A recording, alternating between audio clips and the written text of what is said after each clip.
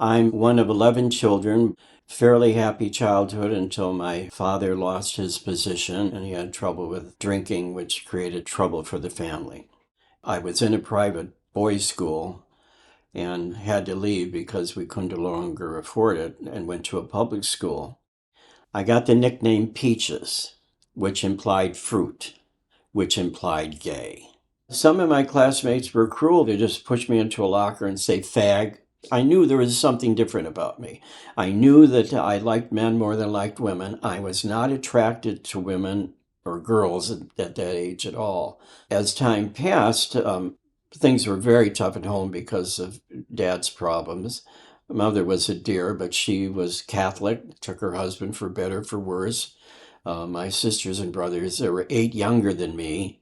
I heard that I had done really well on my SATs, and I thought, boy, I'm going to be able to go to college. And Mr. Rollins said, Jimmy, they want you down in the principal's office. And I go down there and I see my father in the corner, who I knew had a rip-roaring night before, coming home so intoxicated. Someone called the administration anonymously and said that you have a homosexual there that's having a good time with all your basketball players and football players. He says, you do not deserve an education. If you read the Bible, you are, in the face of God, an aberration. You can quit school and we'll put nothing on your record. Or we can expel you and it'll be because of immoral behavior. I said, I am totally innocent. So that went on my record, expelled for immoral behavior. My father knocked me all on the ground all the way home. Next day I get up. You couldn't find a job at 16 years of age. I think I ended up washing dishes at a hotel. I wasn't strong enough to lift the dishes, so they let me go. And then I got a job at a trucking company as kind of like a runner, and then decided I just didn't want to live. Being gay is just terrible. So I took a bus out here to Hollywood, went down to a deserted house on Ocean Avenue in Santa Monica. I saw it was deserted because I saw the papers on the front porch. So I picked up all the papers and went inside. I watched the beach for 3 nights, about 8 o'clock at night, took the 100 aspirins, and the water was pulling me out and bringing me back and pulling me out, and it was ice cold. And I think on this last thing, I was being pulled out far enough, and then all of a sudden I'm being lifted out of the water. And it's this big guy, about 6'2", and he said, what are you doing? And I said, I don't want to live. I don't want to live. I said, I'm queer and I don't deserve to live. I don't want to live. And I vomited up the aspirin.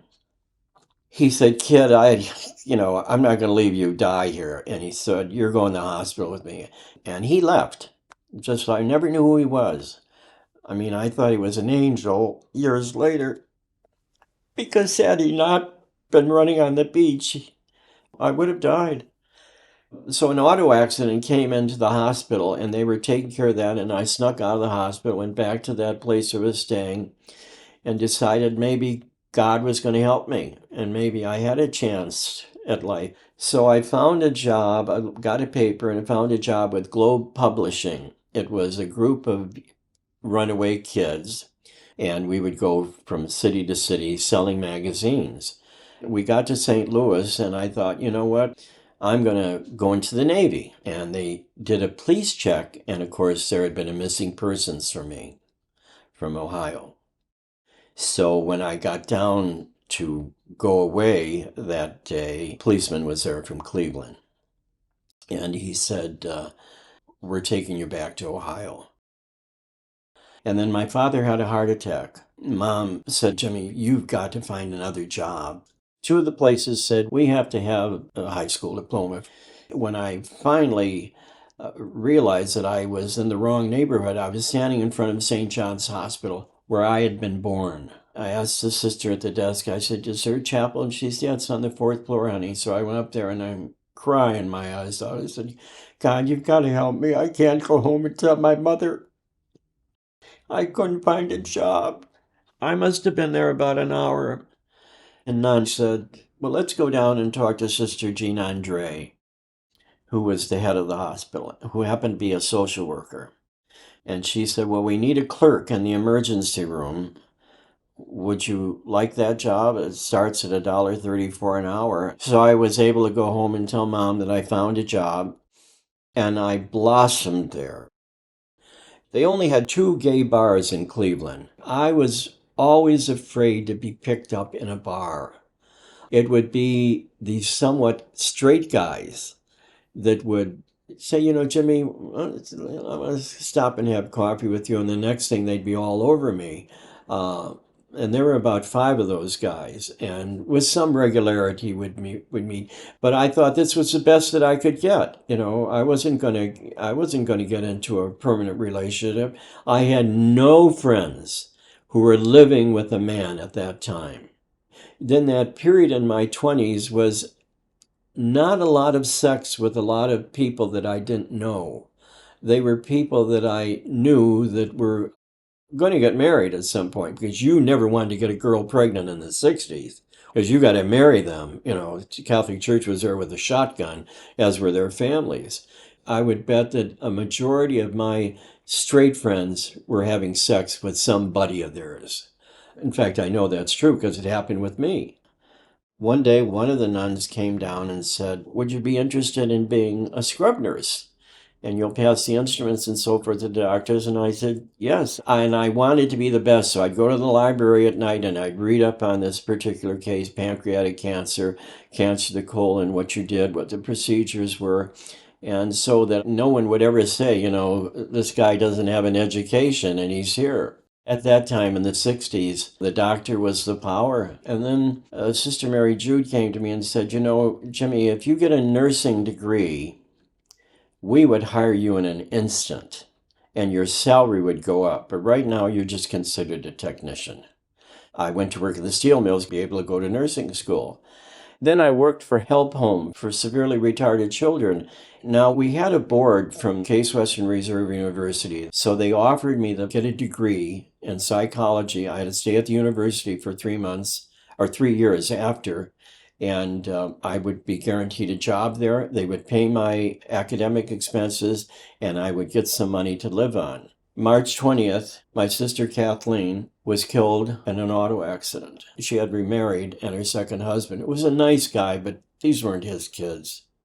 They said they would give me 3 months. Well, in 3 months, I was having trouble trying to keep her kids happy. So my sister Anne Marie said, "Carl and I are going to adopt Kay's children.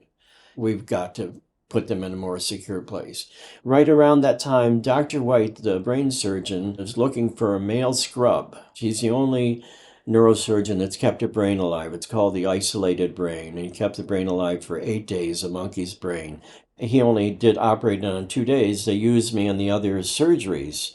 So then the open heart guy wanted me, and then the orthopedic guy wanted me. I was called an operating room technician, being the scrub nurse on the case today. Everything was going wonderful, and the Wade-Roe Act was passed. Nursing director called in and says, "We're going to have to do abortions because we get funding from the federal government. So they're going to do them on Tuesdays and Thursdays, and everybody has to rotate through there." I said, "Mrs. Jackas, I don't think I can as a Catholic." And he said, "I'm sorry, I can't make an exception for you, Jimmy. I have 3,000 employees. If I make an exception for you, I'm going to have everybody knocking at my door." All I had to do was rotate through that abortion room one time. I didn't have to be on a regular group. I'd do it just one time. And that one time would have then allowed me to have my scholarship and go on and couldn't do it. I just couldn't do it. My conscience would not allow me to do it. So I decided I would go up to the Trappist monastery on a retreat and see if I can get God to help me make a decision. So I got permission from the hospital to take a leave of absence for a month.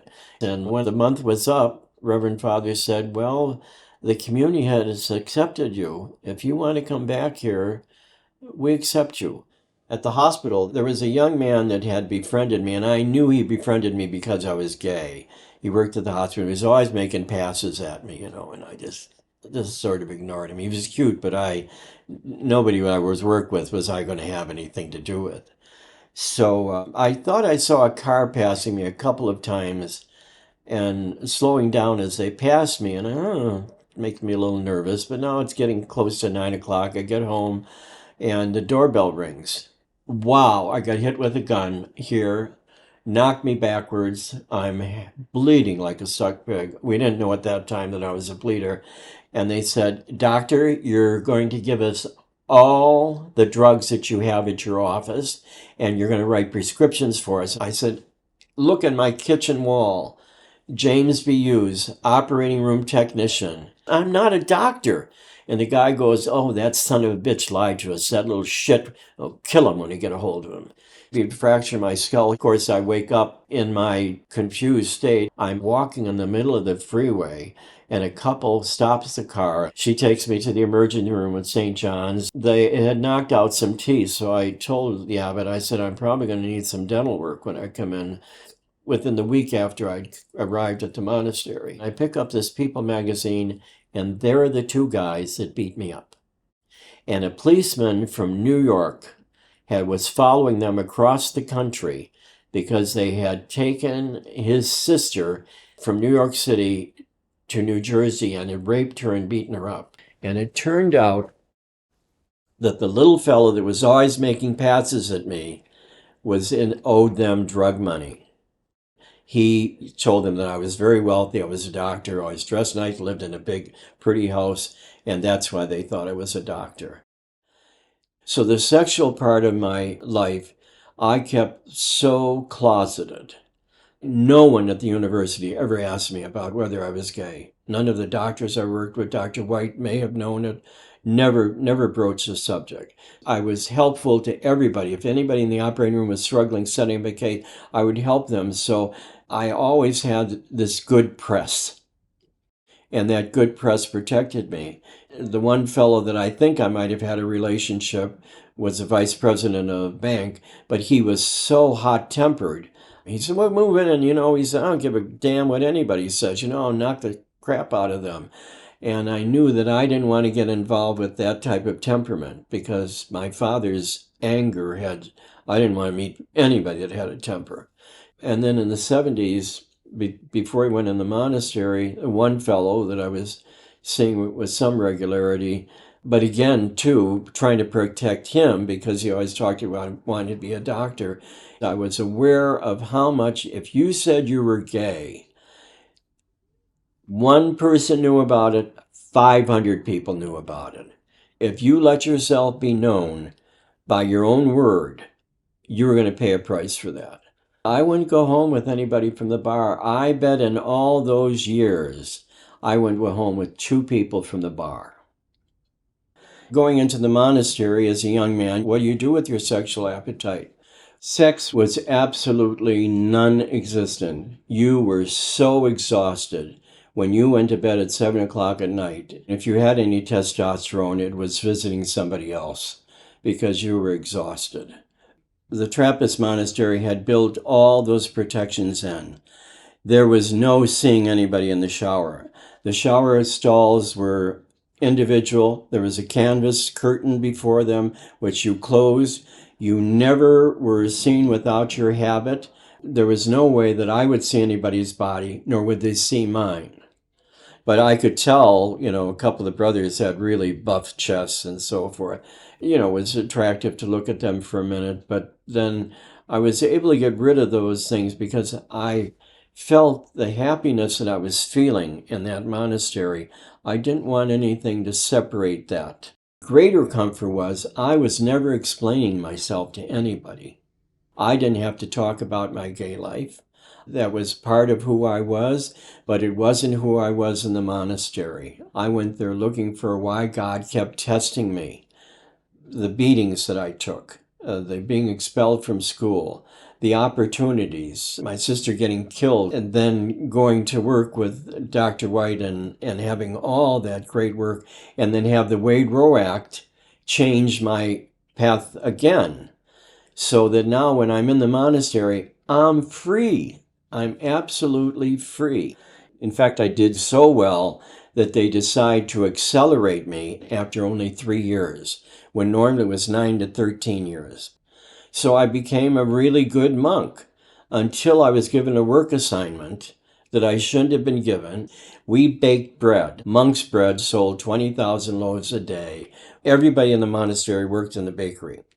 I'm 5'6" and 138 pounds. I get an assignment to help unload flour bags, 100 pounds each. So I find the work president and I said, "Did you mean for me to go to the bakery and help unload those?" He said, "Yes, brother. Do you have a problem with that?" And I said, "No," because we were under obedience. I said, "No," but he said, "Well, Brother Joseph's going to help you, and you just unload them." So we unload almost 200 of them. I go back to my cell. That's what they called our rooms. I try to take off my work habit, and I can't raise my arms above my head. So they do a myelogram, and I had popped all the discs out from L1 to L5. Every disc was out, which is why I was paralyzed. I was in such pain, unbelievable. Well, the rule of the Trappist monastery is you have to work hard.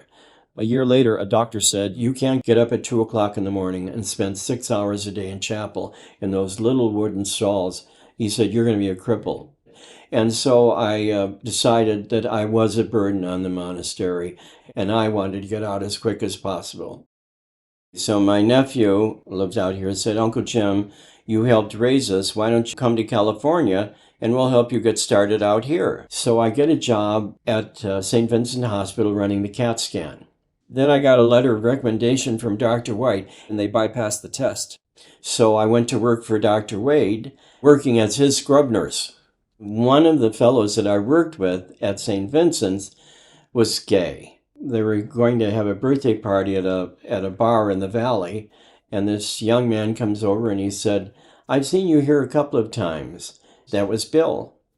And we just had a lovely, lovely time talking. And he said, "Well, it's time for us to go." And I said, "Bill, I don't just go home with someone on the first date." And he said, "No, you and I are supposed to be together."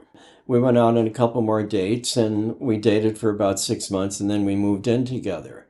And he was wonderful, just a dream. And he was working on his doctorate at Moore Park College. He was genius. He was building the gyros on the space shuttle. Bill and I were together almost 6 years, and we're still good friends to this day.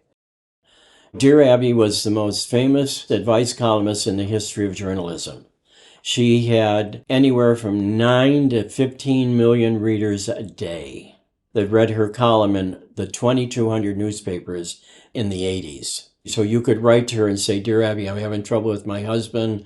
Dear Abby, my son has just told me that he's queer." You name the social life problems and Abby would answer you. We had resources we could send you to. Parents' Flag if it was you were coming out gay. We could recommend whatever. So Dear Abby is asked to be on the American Foundation for AIDS Research, AMFAR. And she can use her column as a way to alert America that you can't get AIDS from just hugging a person or giving them a kiss, that it's blood and semen. That's the only way. We received hundreds of thousands of letters saying that we were promoting homosexuality and that AIDS was a punishment from God and Abby should be ashamed of herself. Well, Abby didn't care.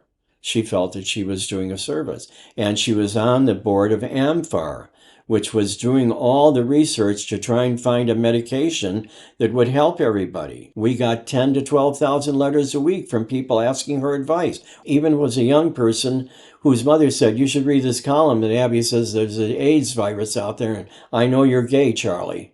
And so how many people she helped by that is probably unbelievable. She'd let me leave the office to go help AIDS patients. She said, "Jimmy, I told you, you go and help that person and take some work home and make up for it because you do a lot of work." I could do 125 letters a day. Of the 74 people that died that I looked after, every single one of them thought that it was a punishment from God because they were gay and because they were sexually active with the same sex. One fellow in particular that comes to mind, he said, "Jimmy, if you mention God loves me, I'm going to punch you in your sweet jaws." And I said, "Brad, let me tell you something. I come here after working at a very stressful job, and I'm wiping your bottom, changing your diapers, making sure that you have food, helping you swallow your food, but massaging your neck, clipping your nails, your toenails. And I said, God hates you so, so much that he sends an absolute stranger to look after you because your mother and father want to have nothing to do with you. I said, so God, whether you like it or not, is present in your heart and in your life. And he's not mad at you. He's not mad at you. It just broke my heart that all of those fellows thought that God was mad at them and how you could comfort them. ACT's out now. Doctor's going to start me on it, but he said, I don't think I'm going to be here in a week. And he said, what did I do? I became very protective in trying to help them see themselves as good human beings. It just got in the path of a bullet. They would get pneumocystic pneumonia. They couldn't breathe. They'd have Kaposi sarcoma, these huge black things on them all over their body. They couldn't eat. They were losing their eyesight. They couldn't walk because it was painful to put their feet down on the ground. Every one of the guys that died looked like he had just come out of Auschwitz. Everybody was going to the gym to work out to get buff because they thought if they were healthy that they would be able to avoid that. No. So they'd go to Social Security. They can't work now. The boss notices that there's a little brown spot here, or not so much that, just the fact that they were sick, because all of them, the minute the virus started to attack the body, they lost weight and they looked sick. So now we go to Social Security. Social Security says, well, this is not recognized as a disease. We're not going to give you any disability for this. So how are they going to live? How are they going to live? So we start these volunteer organizations. I was involved with one called Impact. And there's a group of us that we had parking lot sales of clothing and furniture and so forth donated by people, and really good stuff. There was nothing coming from the government. Good-looking kids would become so emaciated that even at their death, their families often didn't recognize them. How many of the parents and family members turned away from these kids? I would say a good 40% at that time. It was the mothers generally that could be a little more compassionate. The fathers often had a terrible time with it. But most of them were really isolated and left alone.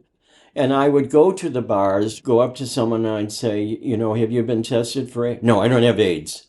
Some of them would physically push me away.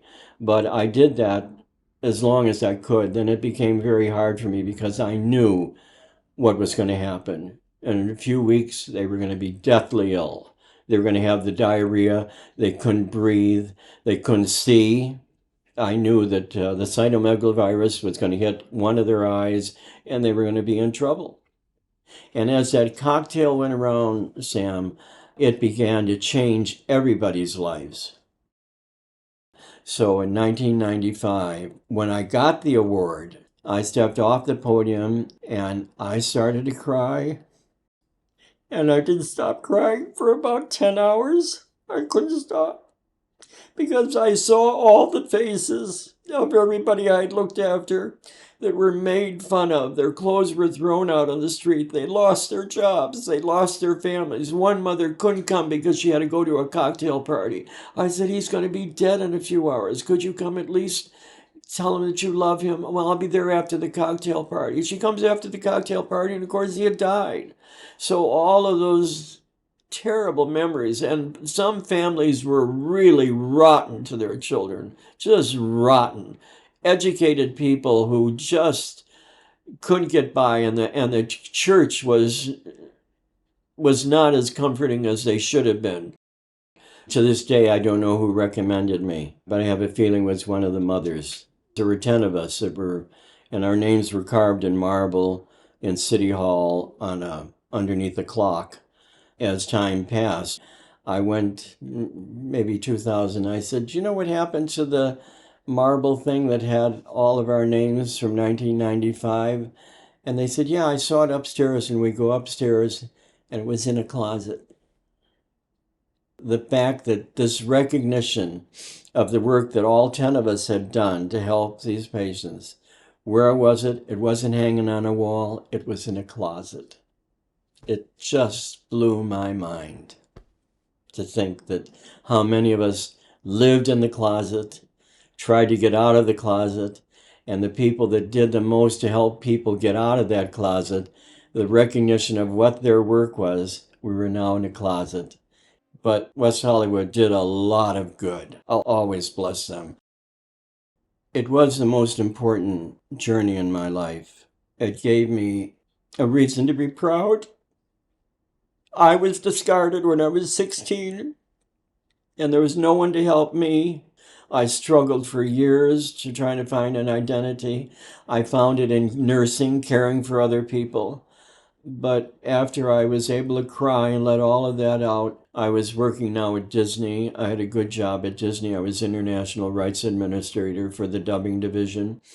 Ultimately, I've had 3 back operations.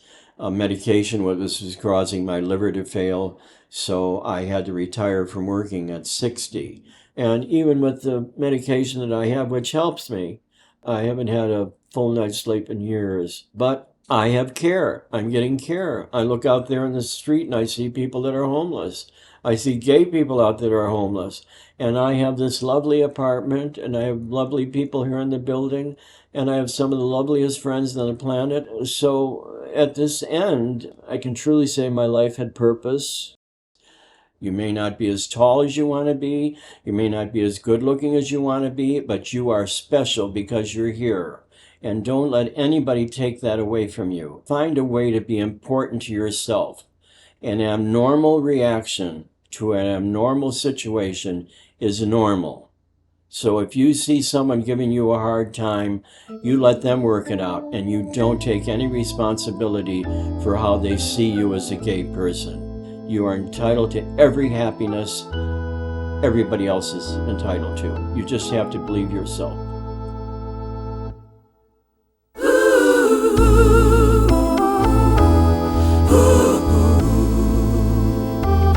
A happy child turned to darker days, lost in silence, trapped in a maze. They called him names, the shame ran deep. He wished for an end, just eternal sleep.